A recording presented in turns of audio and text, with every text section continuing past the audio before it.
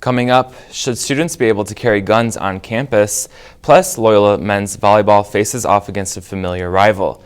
And we're taking you behind the scenes of Loyola News Chicago. That and more next. From the Convergence Studio in the School of Communication, this is Loyola News Chicago. Hello and welcome to Loyola News Chicago. I'm Larissa Castillo. And I'm Blake Keller. We start today's news with an important story about safety on college campuses. There's controversy over whether or not to allow students to carry firearms on some campuses around the country. Jake Mazanke has more on how new laws in some states have universities worried that classes might need to censor sensitive topics. Gun control is one of the most highly debated political issues. Some Americans are concerned about protecting their Second Amendment right to own firearms, but shootings at high schools and colleges over the years, including at Northern Illinois in 2008, contribute to concerns about gun ownership and safety in the classroom. In Texas, starting August 1st, all public universities will allow students to carry firearms on campus. Texas is the 8th state to allow guns on campus, joining Colorado, Idaho, Kansas, Mississippi, Oregon, Utah, and Wisconsin. The University of Houston created this PowerPoint warning professors to be careful about what they discuss in class. The university was concerned that students carrying guns could become violent during discussions of sensitive topics. Here at Loyola, Jill Geisler teaches ethics in the School of Communication. She believes that it's the job of the professor to create a safe place for discussion. I don't think there's anything wrong with being careful discussing sensitive topics, but I think the most important thing is to establish a strong set of values and how you're going to communicate with each other in that room. Professor Geisler works with her students to create guidelines on how to respectfully interact in class. She believes that her students are less confrontational when they have these guidelines. Whether or not they're carrying a gun or whether or not they're carrying a comb, they can disagree and no one will be harmed as a result. Even if Illinois passes campus carry legislation, Loyola might not be affected.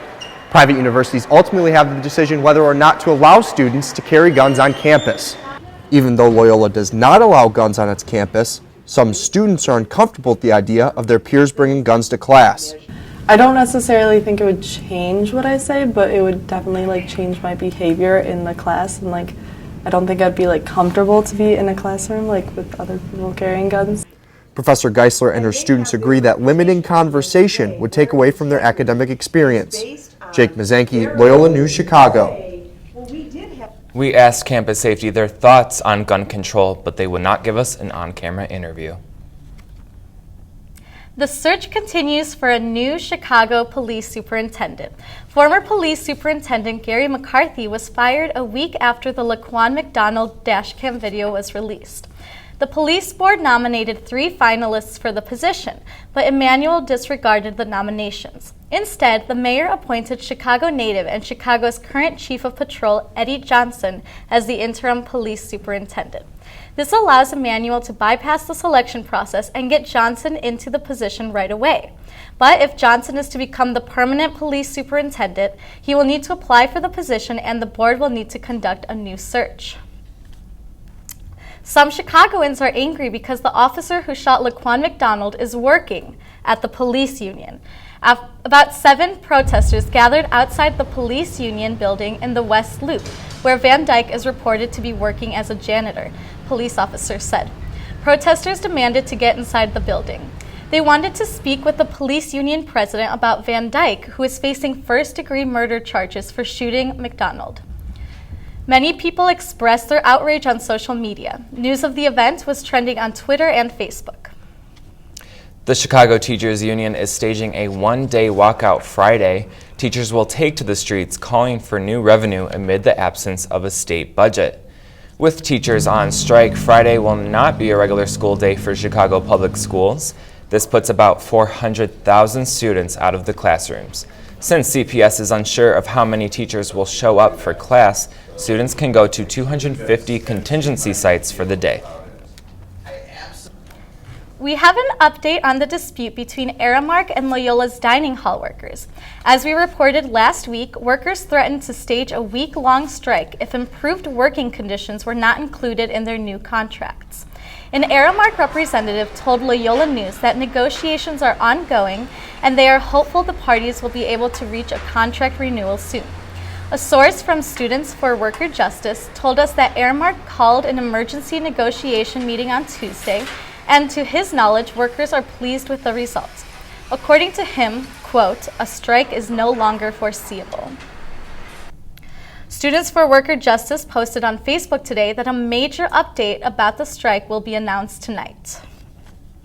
The results are in for Loyola student government elections.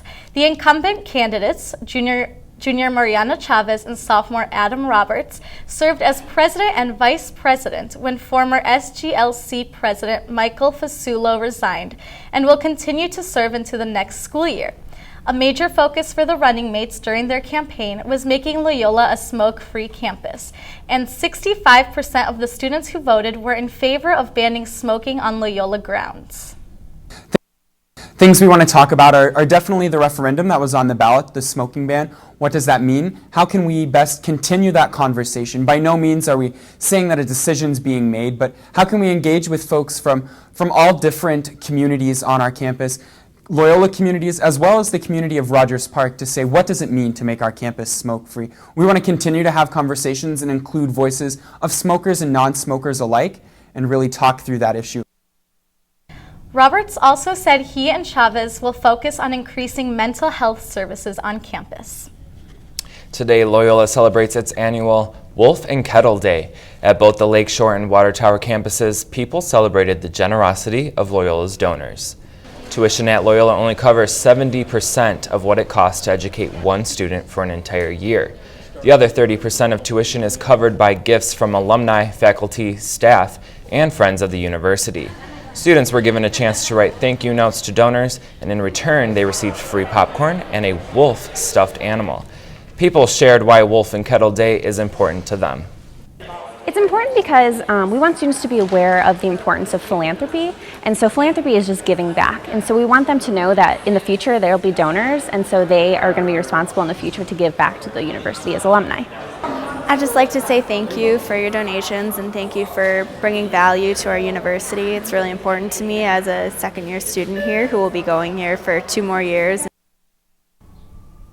Coming up on Loyola News, the men's volleyball team shows that they are still on top. And how a Loyola professor is making Quinlan Life Sciences building more colorful. That was nuts. It's crazy. That was fun. Crazy. You got some killer dance moves. You're tearing up that dance floor. You weren't too by yourself. Nah, I try. So what are you trying to do now? I don't live too far. Go back to my place, have a beer? I'm down. Let's do it. Yo! What's up, Brandy? Crazy seeing you here. Oh, what's up? How you been? Nothing, just some slapjacks. Probably just gonna head home and kick it. Yeah, so who do we have here? Oh, my bad, dude. We just met. This is Stacy. Nice to meet you. Yo, Randy, you might want to double check who you're bringing home tonight. She might not be who you think she is. What are you talking about? She's beautiful.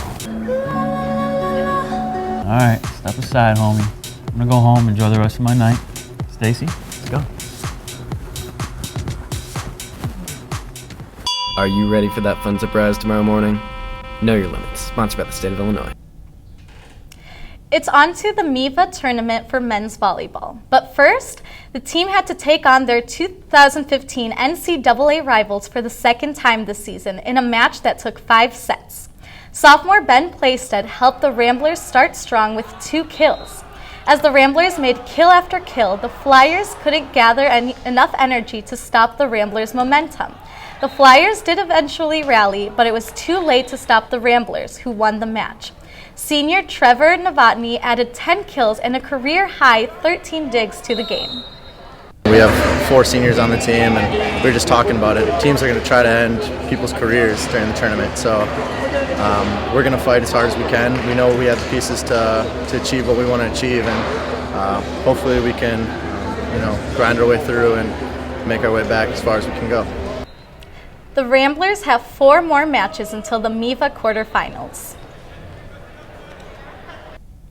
Chi-Town will be Draft Town once again. The league is looking to make this year's event a bigger spectacle than last year. Additions to this year's festival is a 120-foot Ferris wheel between Michigan Avenue and Columbus Drive.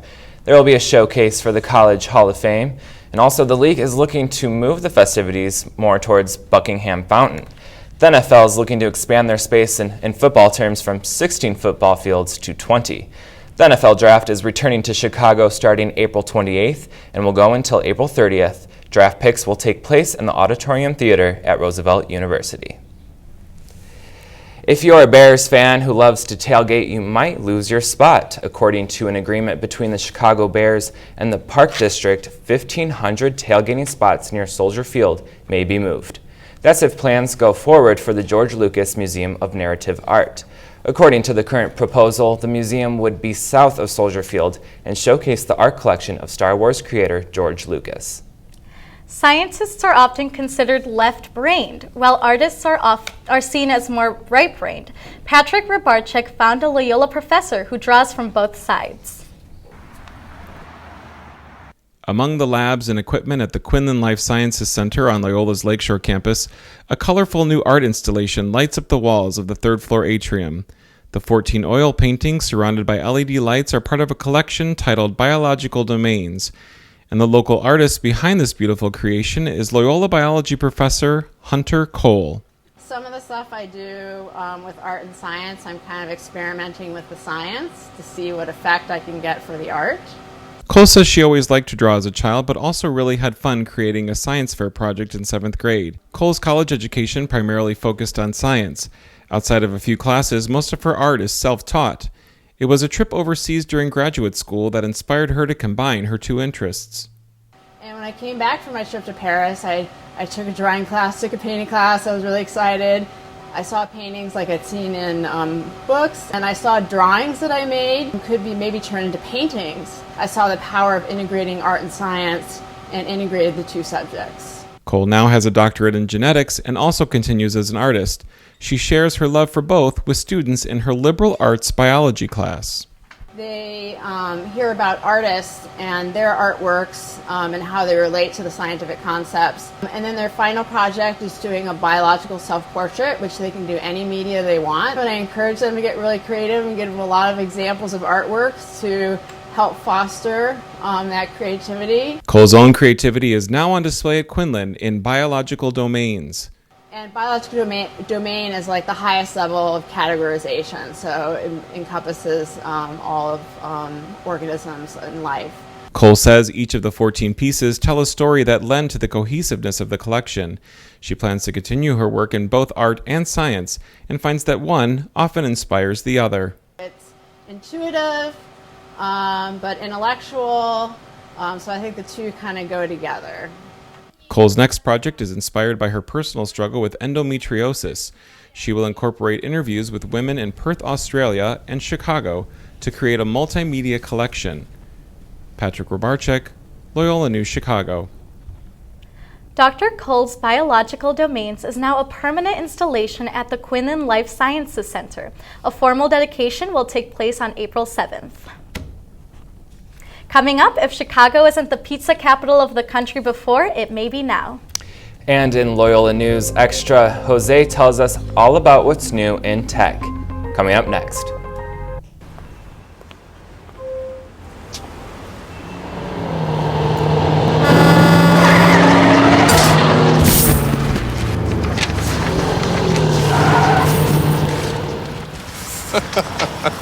This can't be happening. This can't be happening. Of course it's not happening. Armored car. Listen, having money isn't about luck. Make your own coffee, save $1,000 a year. Feed me. Feed the pig. Rosita, did you know there's a right way to sneeze? Let's show them, Elmo. Got it. When you feel like your nose needs to give it at you, this is how you act. This is what you do. Lift your arm up high, bend it toward your face. Sneeze right there in the belly place. Achoo! Achoo! You can do it with ease. Achoo! Achoo! That's the right way to sneeze. Thank you. To learn more about preventing flu, visit flu.gov. Technology is trending this week. Jose Garcia Nieto is here with everything tech for today's Loyola News Extra. Thanks, Larissa. Today we will talk about some technology updates and changes to some popular apps. Loyola University community now has access to a new Wi-Fi network on campus, which is encrypted and safer. If you want to connect to this new network, you have to follow a different three-step process. First, connect to a Wi-Fi network as usual, but choose LUC instead of Loyola. In the new window, enter your Loyola username and password.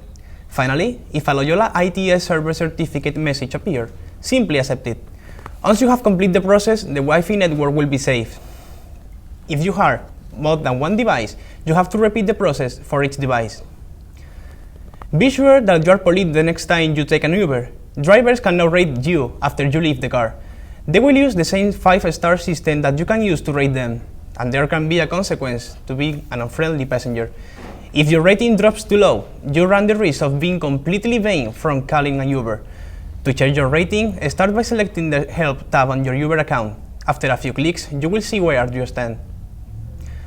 Tinder is getting political. With the general election drawing closer, Tinder wants to help you to find the candidate who best matches your views. Tinder and Rock the Vote create a 10-question policy-based survey that users can answer by swiping left or right. The questions focus on major political issues such as same-sex marriage and immigration policies.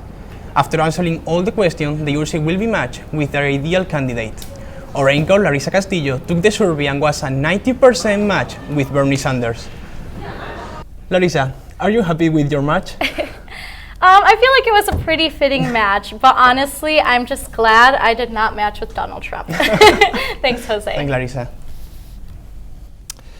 We're excited to show you a new technology that's changing the way of shooting and watching video. The small device in front of me you see is the 360-degree cam. As you can see here, the tablet in my hand, it's connected to our 360-degree camera, allowing me to see any part of the studio.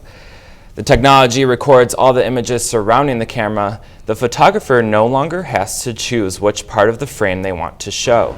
Instead, the viewer can select what to see by moving the screen with their finger. By installing an app, you can easily control the camera and preview what's in the frame. A position detector allows you to play the video on any smartphone or tablet. School Communications Technology Manager Jameson Chen says this is a complete revolution. Mirror actually reflect the image around this camera to the camera lens on the top. Then the camera shoot a ring type of video, then use specific program to wrap it up, become a navigative interactive video. If you want to see how Loyola News Chicago looks like behind the scenes, click on the link and enjoy the 360-degree camera experience. Finally, a museum everyone will want to visit, a pizza museum. This Sunday, for one day only, a pop-up pizza exhibit will be open at Wicker Park's Chop Shop restaurant. The exhibit will include pizza-themed toys, vintage pizza boxes and menus, and a VHS copy of the film Vintage Pizza. In conjunction with the exhibit, Chop Shop will be hosting the first annual Chicago Pizza Summit. 12 cooks will be preparing pizza or pizza-inspired dishes at the summit, and entertainer Andrew W.K. will be delivering a keynote address. Unfortunately, tickets to the summit are sold out, but pizza lovers still have a chance to win some last-minute tickets at uspizzamuseum.com. I wish the exhibit was staying around a little bit longer than just a day. Me too, Larissa, but I'm still going to try and win those tickets. Sounds like a good time. That's our news for today. Thanks for watching. We'll be back next week with another edition of Loyola News Chicago, but for now, have a good day.